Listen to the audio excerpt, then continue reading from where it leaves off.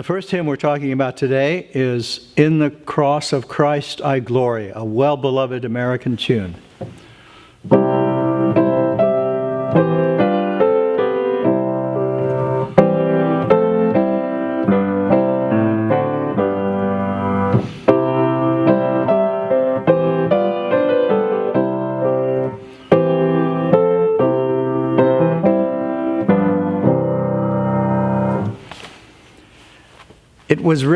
The tune was written in 1849 to go with this text, In the Cross of Christ I Glory. The music was composed by Ithamar Conkey, who was the organist of the Central Baptist Church in Norwich, Connecticut.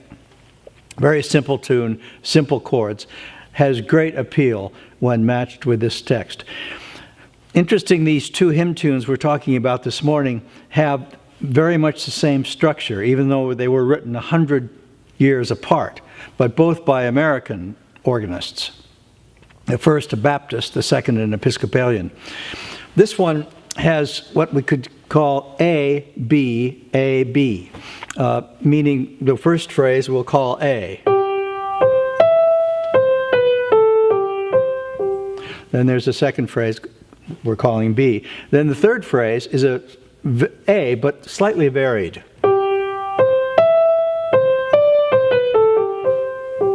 So here's B, the first time it occurs. Here's B, the last time it occurs.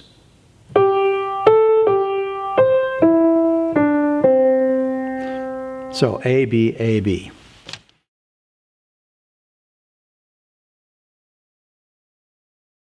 The second hymn is hymn tune, I should say, is by David McKay Williams, who was born in 1887. And he was of Welsh extraction. David McKay Williams was the organist of the Grand St. Bartholomew's Church on Park Avenue for many, many years in New York. It's a great Byzantine building with trumpets up in the dome and a gallery organ hundreds of feet from the front. And this was composed for this text. They cast their nets in Galilee.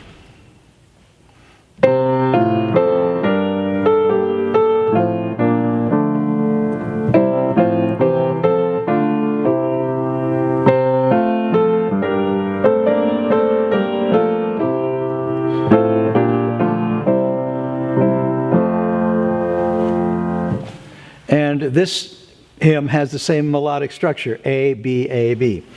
Here's A.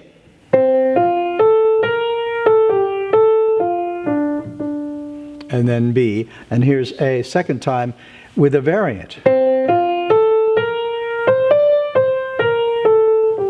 And here's B the first time.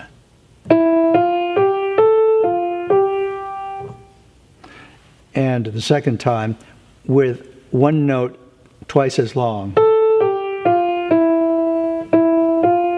instead of.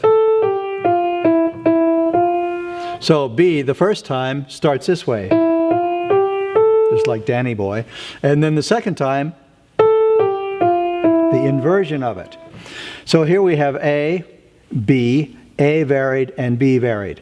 So this kind of A, B, A, B gets into the conscious and subconscious brain of the person singing the hymn, and the symmetry is quite attractive and memorable.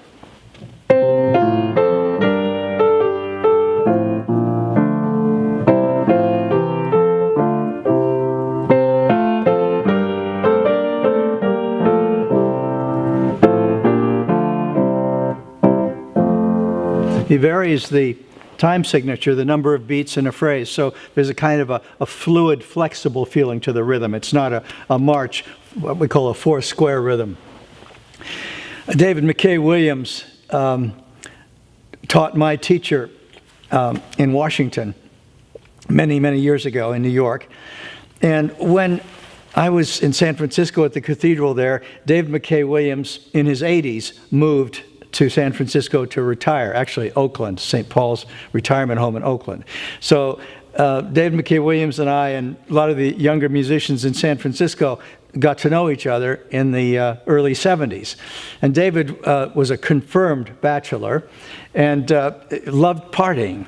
But I remember one night, we'd been to a long concert, and then we had dinner. It was almost midnight, and there was some other party of musicians going on in San Francisco. And we said, David, let's go to so-and-so's party. And he said, no, thank you. I've never met anyone worthwhile after midnight.